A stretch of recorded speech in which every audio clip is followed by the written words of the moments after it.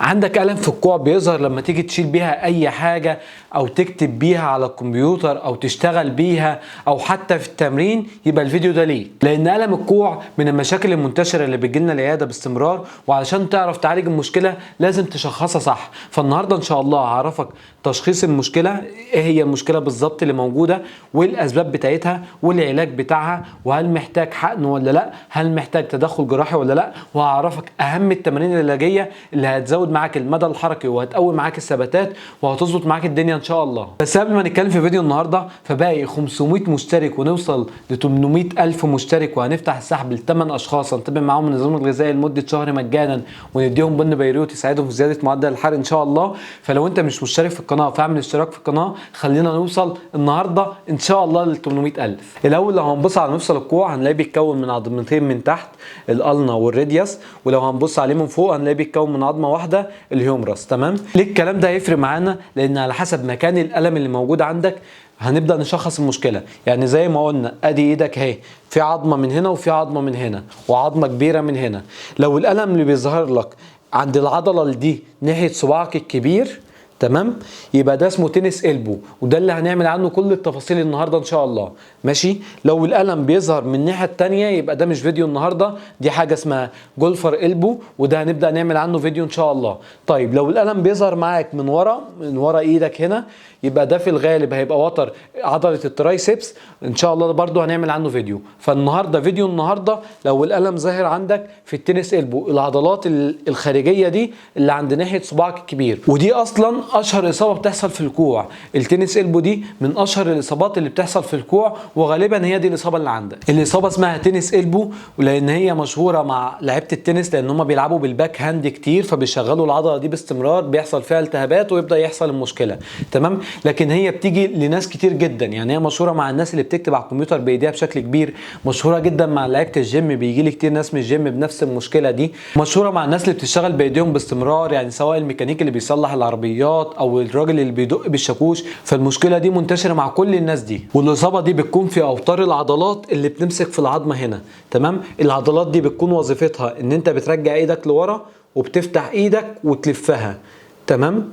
يبقى العضلات اللي بتخليك ترجع ايدك لورا دي وتفتح صوابعك وتلف، هي دي العضلات اللي بيكون المنشأ بتاعها ماسك هنا، ودي العضلات اللي بيحصل المشكله في الاوتار بتاعتها. والاول كان معتقد ان هي مجرد التهابات موجوده، وتبدا تاخد راحه تستريح من الشغل بتاعك وتبدا تحط تلج وتحط رباط ضاغط والمشكله بتتحل. كانت فعلا بتخف مع الناس، بس يرجع لهم الالم تاني اول ما يرجع يشتغل تاني وياخد راحه، وتفضل مزمنه معاه نفس السايكل، ياخد راحه تخف يبدا يشتغل ترجع تاني. والابحاث اكدت ان المشكله مش عباره عن التهابات فقط، مش هي العامل الاساسي للالتهابات.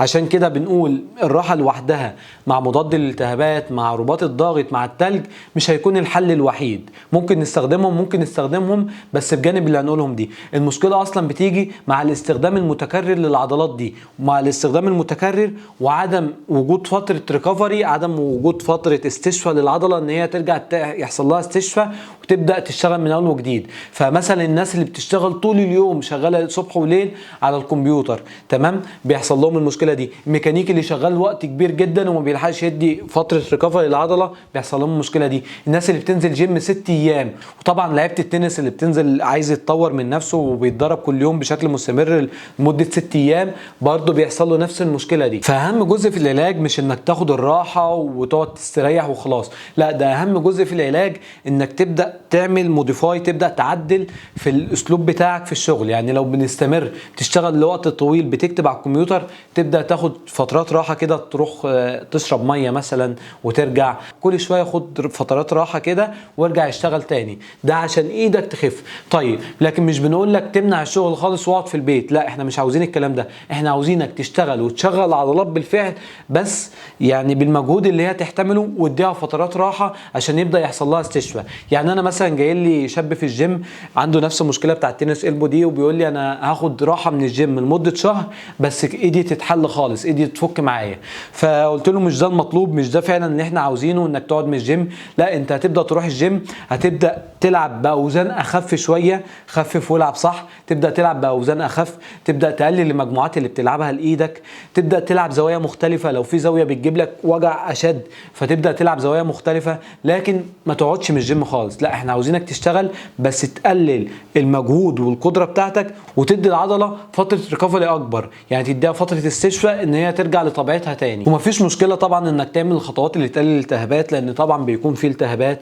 يعني لو جبت كمادات تلج وحطيتها وعملت بيها مساج لمده 10 دقائق كويس جدا، ربطت ايدك برباط ضاغط او جبت لها استراب او سليف، حاجات كويسه جدا ومفيده جدا معانا، مفيش مشكله. اخدت مضاد التهابات زي الالفنترن برده كويس. لكن الاهم بقى انك تبدا تعمل التمارين العلاجيه اللي انا هقول لك عليها دي، لان هي دي اللي هتعالج معاك المشكله ان شاء الله. بالنسبه للتمارين، اول حاجه هنبدا بيها نبدا نعمل اطالات للعضلات دي، تمام؟ فقلنا العضلات دي وظيفتها ان هي بترجع ايدك لورا وبتفتح صوابعك للاخر وتخلي ايديك تلف للسماء، ريست اكستنشن، فينجر اكستنشن، سوباينيشن، تمام؟ هنعمل ايه بقى؟ هنعمل الحركات العكس دي، يبقى هنزل ايدي لتحت واقفل صوابعي والفها للناحيه دي واثبت في الوضع ده نص دقيقه، تمام؟ واريح 3 مرات، نص دقيقه وتريح، نص دقيقه وتريح، نص دقيقه كمان.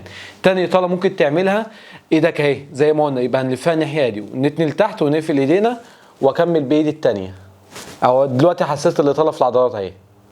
او لفيت ايدك كده العكس، تشبك ايدك في بعض، تتنيها لتحت وتقفل صوابعك وتثبت في الوضع ده برضو نص دقيقة وتريح، نص دقيقة وتريح، نص دقيقة. يبقى كده عملنا اطالات للعضلات. هنبدأ نقويها بقى يوم ويوم، يعني هتعمل التمارين اللي احنا هنقولها دي يوم وتريح يوم، يوم وتريح يوم، تمام؟